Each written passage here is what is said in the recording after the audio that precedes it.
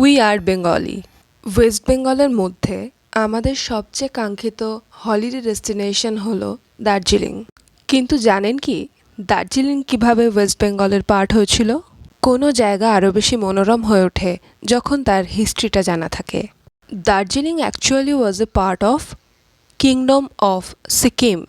সেই সময় সিকিম ইন্ডিয়ার মধ্যে ছিল না। ইস্ট ইন্ডিয়া কোম্পানি সিকিমের থেকে দার্জিলিংকে লিজ হিসেবে নিয়েছিল।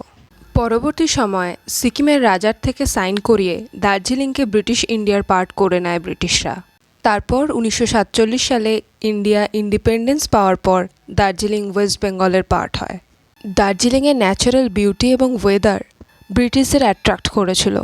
তাছাড়াও সিকিম, নেপাল, তিবেট, ভুটান সবার সঙ্গে ট্রেড করার জন্য এবং হিমালয়ে নিজেদের প্রভাব বিস্তার করার জন্য ব্রিটিশরা দার্জিলিংকে পছন্দ করেছিল। ইন্ডিয়ান প্লেন্সের অসহ্য গরম থেকে দার্জিলিংয়ের হিলি ওয়েদার ব্রিটিশদের রিলিফ দিয়েছিল।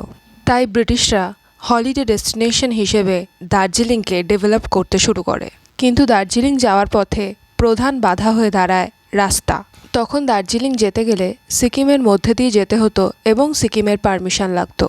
বারবার পারমিশনের প্রবলেম এড়াতে ব্রিটিশরা শিলিগুড়ি টু দার্জিলিং একটা নতুন রোড তৈরি করে, যার নাম দেয় হিলকাট রোড।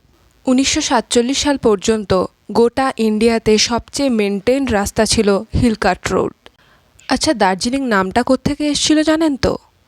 দার্জিলিং নামটা এসেছিল দুটো তিবেটিয়ান শব্দ থেকে, দোরজে এবং লিং। দোরজের মিনিং হলো থান্ডারবোল্ট অর্থাৎ বজ্রপাত, এবং লিং এর অর্থ হলো ল্যান্ড অর্থাৎ থান্ডারবোল্ট ল্যান্ড।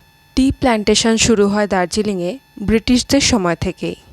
আর এখন তো জানেনই, Darjeeling is nothing without Darjeeling tea. Thank you, do subscribe.